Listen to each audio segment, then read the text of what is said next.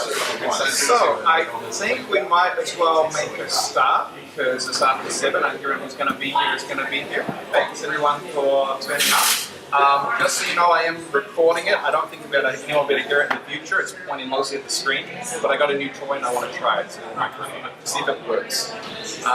So, welcome to exactly. Well, so far it's only at the very top of your head. You like a little bit, almost like we had a little Beanie Boy umbrella. Perfect.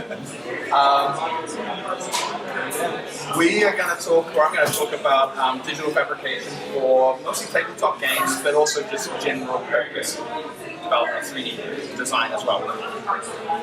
But to start, we're going to start from the reverse end, because depending on what you want to do, in particular the scale, like the number of things you want to make, that will affect how you should design your objects in the first place. So, I'm just going to go over it really quick just to give you an idea, some thoughts to think about in case you've got that idea where you want to make a million of these things. So, some terms.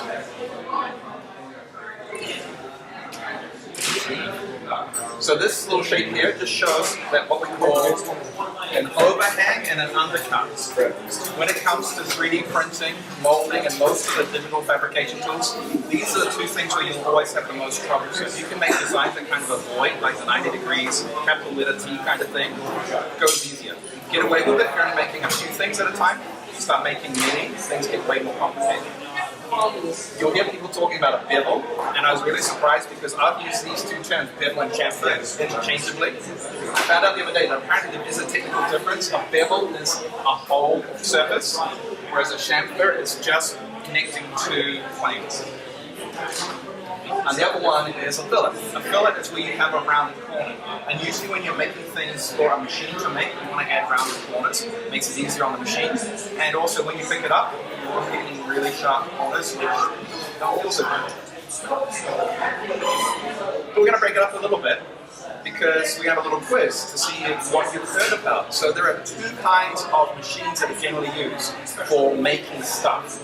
One is called additive, and one is called subtractive. So, who knows what some machines that are additive kind of gave it away, of making things digital?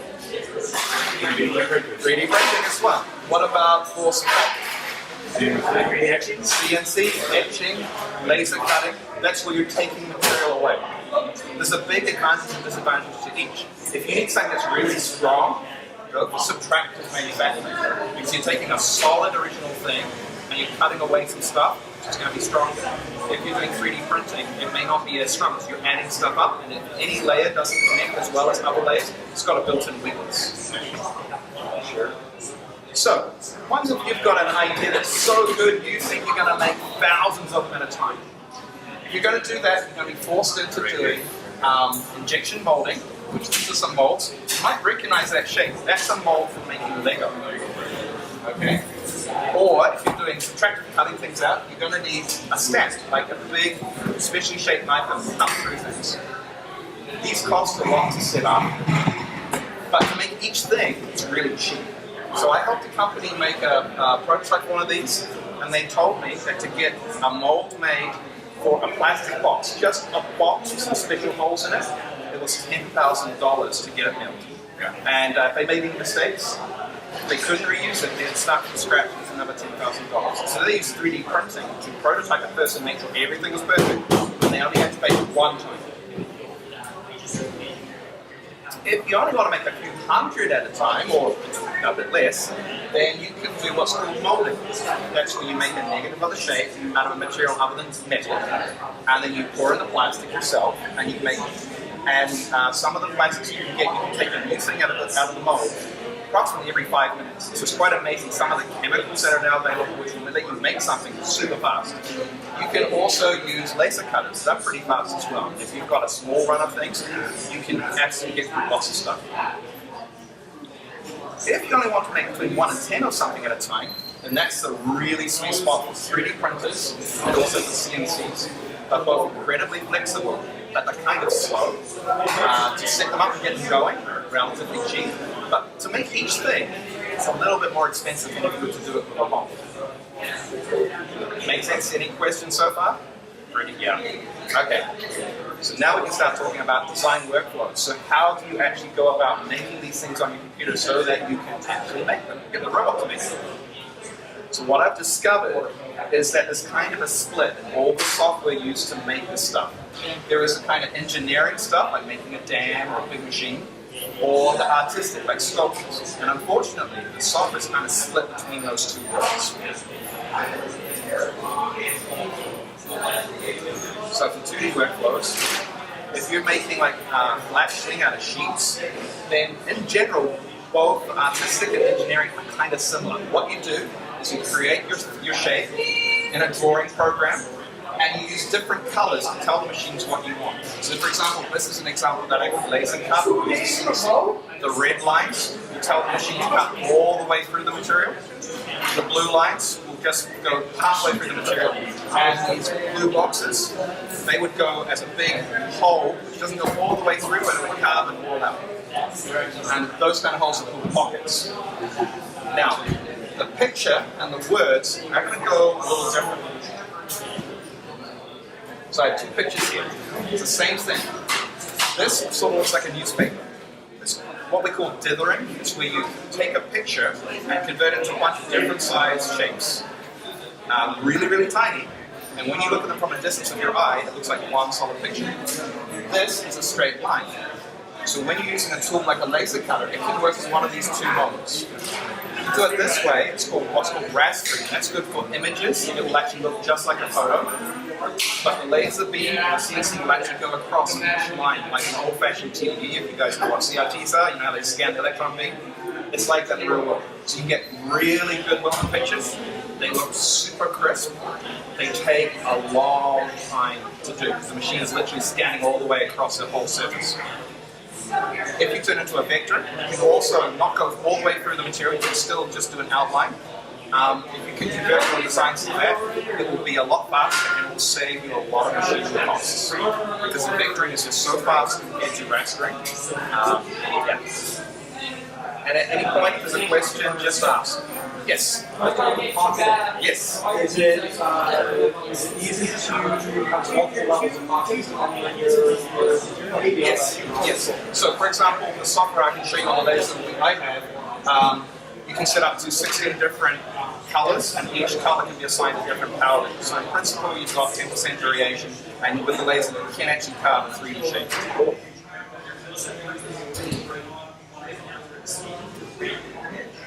So, artistic tools for drawing things so that you've got a 2D design. What you're looking for is what's called a vector drawing tool. That's where the program actually knows the points that you put in for your picture and draws the curves mathematically. The reason is that you can zoom it up and make it as precise as you want, and it's always perfectly smooth.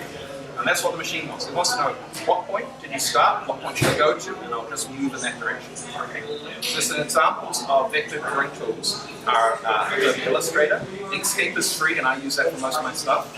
The file formats are things like SVG, CVR, and AI. The one problem with these artistic tools are is they don't handle the measurements very well.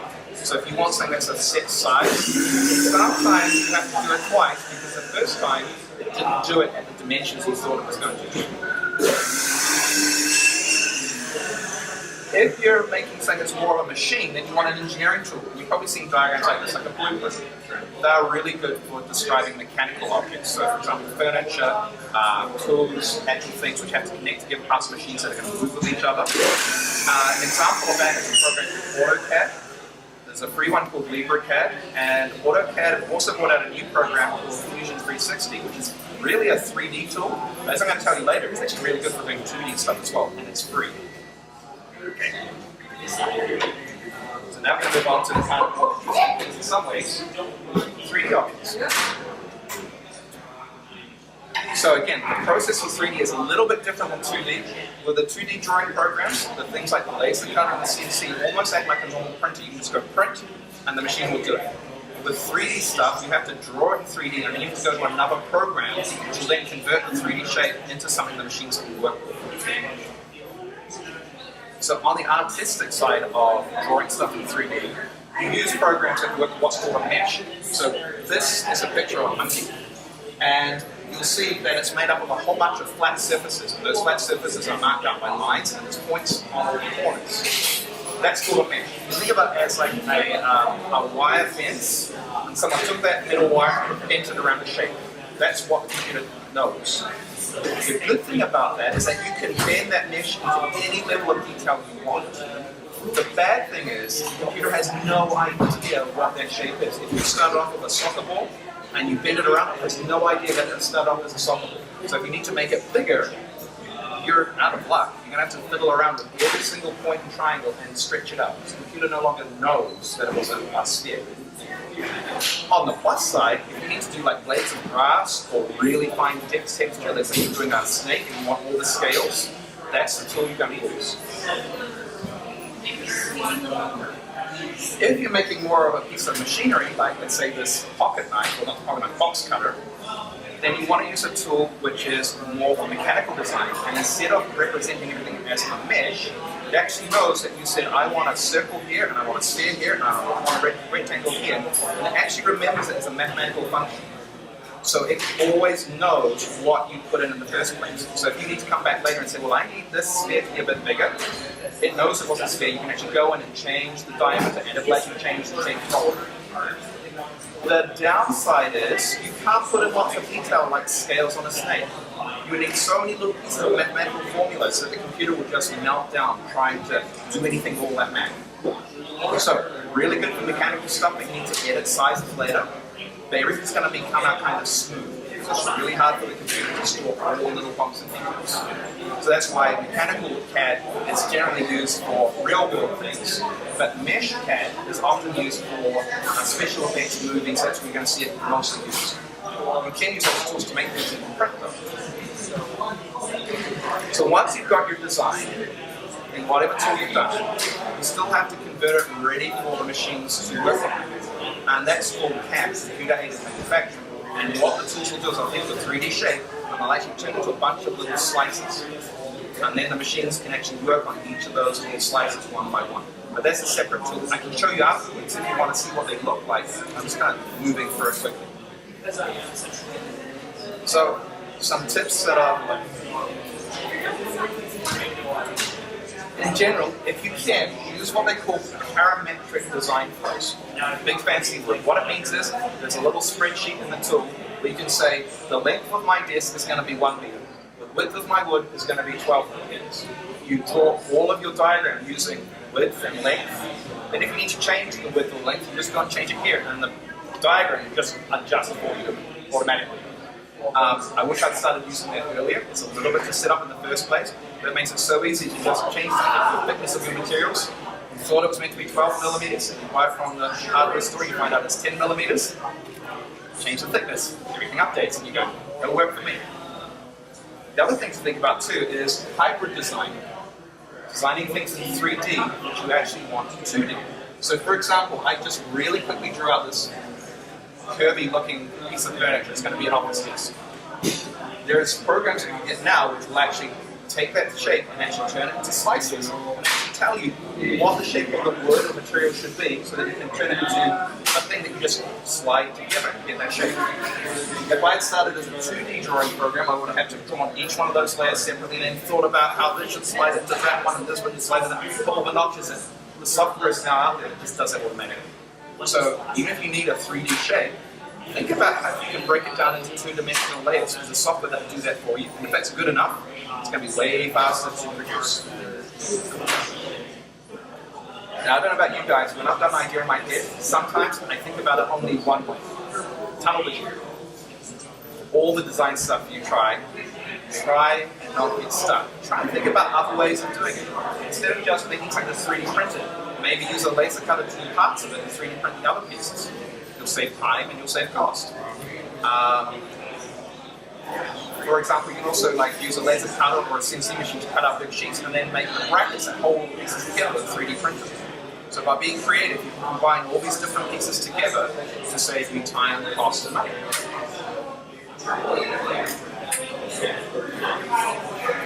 Learn about the different kind of processes. There's lots of different materials out there and they all have different properties. And the amazing is chemical science is moving ahead so fast. There's so many new materials coming out on the market every year. It's something that was not really possible this year, may very well be easily possible next year. The chemical science is moving ahead at a breakneck pace. I just met someone last week who's actually taking silkworm cases, and he can melt them, and then he can put them through a 3D printer and actually make biocompatible, super strong. I mean, it is like the webbing of a spider. And they can extrude and do all sorts of stuff with it. And apparently there's 2 different proteins in the silkworm cases, so they can actually separate them out. One is strong and one is permeable. Just unbelievable. This is reusing stuff that's available in nature. Get to understand different tools that can cut different materials. For example, I'm going to talk about laser cutters and CNCs. There's another kind of tool called a water jet. It cuts through steel like it's butter. They're an amazing machine. There's foam cutters. There's just so many different robots out there that can help you make stuff. We talk about materials. One thing I mentioned, there's a whole range of things called epoxies. 2 chemicals, you mix them together, become solid. Amazing world out there of what they can do. However, stay safe. Always read what's called the MSDS. That's Material Safety Data Sheet. It will tell you what's in it, how to keep yourself safe.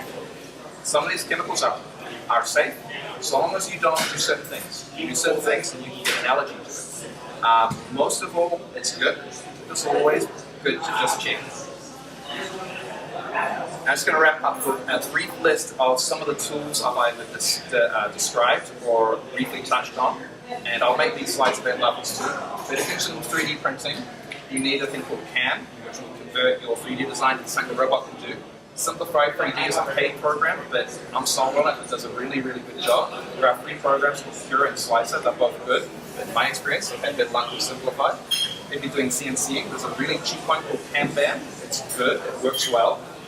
You can also drive a CNC straight from Inkscape. A little bit harder to do. And Fusion 360 has a whole bunch of stuff for driving 3D printers and CNCs. They keep adding to it. I haven't had a chance to play with it, but it looks like it's really good. If you've got models that you need to slice up so fit onto a printer, you want to change the sizes, it's a program called NetFab. It's free. It's really good. There's also Mesh Mixer, Mesh Lab, FreeCAD, Blender.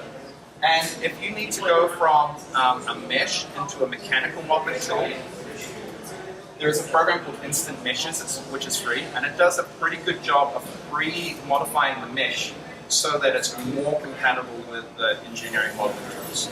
The details are that most of the engineering tools have to have quads. All the model has to be squares. Most of the models you can download are triangles. This tool does its best to convert from triangles to squares, and then you have maybe a 50% chance that it'll import into a mechanical engineering. This is nearly 0.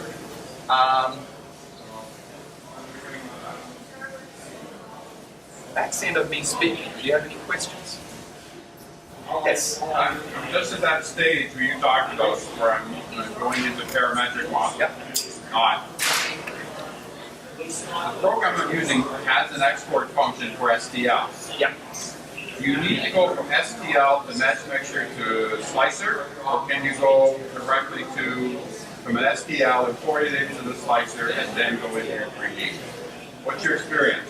So you're confusing a couple of steps. So once you've done STL, you then put it into the slicer, which will then generate all the 2-dimensional slices that the printer can work with. Right. Once you've got it as G-code, it's basically uneditable. And that's not completely true, but it's way harder to try and reconstruct a shape from each of the 2-dimensional layers that get stacked up. Right.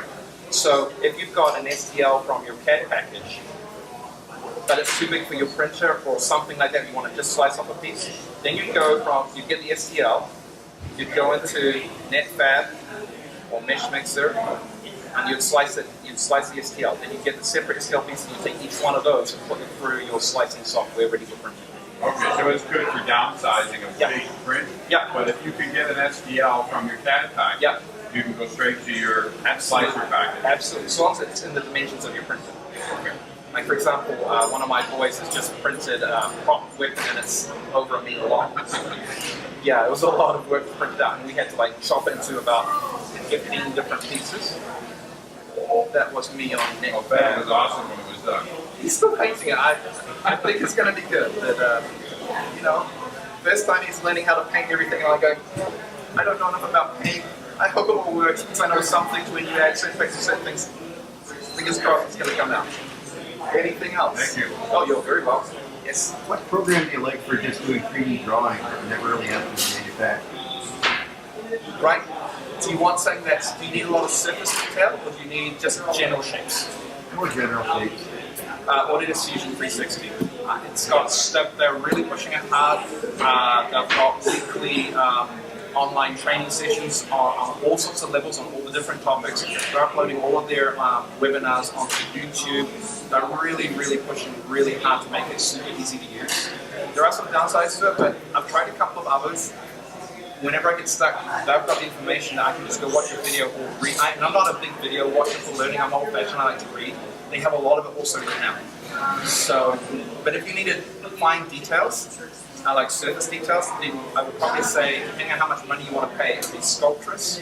It's meant to be easier to use, or Blender, which is more powerful free. I need these. Yeah. Two questions. One, 3D scanners. Yes. Are they good? I remember years ago, it was like, I'm going to put my thing in the 3D scanner, and 3 days later, I'm going to come back and have it run. What is the status of it? How do they create models? It all depends on what your expectation is. So I've had great success using an Xbox 360 Connect and a piece of software to scan people. It comes out reasonably accurate dimensionally, but because it's got color information, people go, that's amazing. If I turn the color off, you see kind of, you know, their jaw is in there. Because when you add the color, the brain is really good at seeing color and letting that use it when shapes aren't correct. So it's actually for putting it into a game, for putting it into just experiments, even for small scale 3D printing, it works really well. Then you can move up to things like the structure sensor, which you plug into a phone, and it's down to about 1 millimeter. It's pretty good. But again, it's more for volumes. If you want to scan really small objects, like let's say you've got a Dungeons and Dragons figurine, you really like it and you want to get it in, those tools just don't have the resolution at that finer point, like their focus distance is just too far away. Then you're looking at some kind of tabletop rotary scanner, and I've heard nothing but all sorts of like, some people will get one to work in the exact same model, someone else can get it to do anything. One of the problems is all of these 3D scanners work by shining light onto the object and then some kind of camera that sees the reflected light. You often have to make sure that your object will reflect light completely evenly. So that often means either painting it or dusting it with talcum powder or something so that it doesn't have like hot spots where it's confusing the distance because it's bright. Yeah. And the second question was, how well do 3D printers handle things with overhang? Okay. There's a certain amount. I knew you were going. I knew someone, and I guess it might have been you to ask. Okay, I've got some prints here. This is printed, and it's a little bit yellow because it's been in the sunlight, and it looks like it got damaged in shipping. Have a look inside here and look at the level of detail. This is printed with what's called a resin printer. Okay. Super high detail, really nice. The resin has a shelf life, so you have to go through at a reasonable speed. It's relatively expensive, but you can make jewelry with these, and it looks good. This is something that I printed on my own printer. It's got a few little bits of plastic because I was really pushing it. This is printed at about the highest resolution I've ever made my printer work at. Really hard since I had to redo it multiple times. But you can get to this level, but it's really a lot of difference. And that was printed flat. So if you, again, you slice it to make it so the overhangs are not where you think they are, then you can get away with it. Now that might have printed as in the resin printer as just one solid thing, but no way on a normal 3D printer. You can just, I was printing at such a high resolution that there's just nothing for it to hold on to, so it had to be sliced that way. But again, it's a difference of if you want to do it once, or you want to be able to do it maybe again in the future. I would not do that again. That was a proof of concept, and yeah, too good. Okay. Yeah. Any other questions? Okay, so for those who are interested, I can show you a laser cutter working. And laser cutter can do things like take a piece of wood and engrave details. So this is actually a piece from a game, and people make their own wooden game boards. If you actually look at it, it's not just a pattern on top, it's actually engraved into it. So if you give me a couple of minutes, I can go fire up and show some of those images and I can show you how it looks and how it works.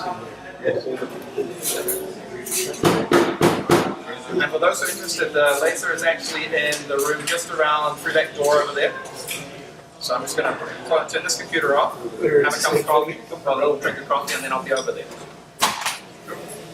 Yeah. And thank you everyone for coming. We plan to do this every month. There will be different topics. I'm not quite sure who the guest is for next month, but got some ideas. And there are some really interesting people in the Comox Valley who are doing some amazing things.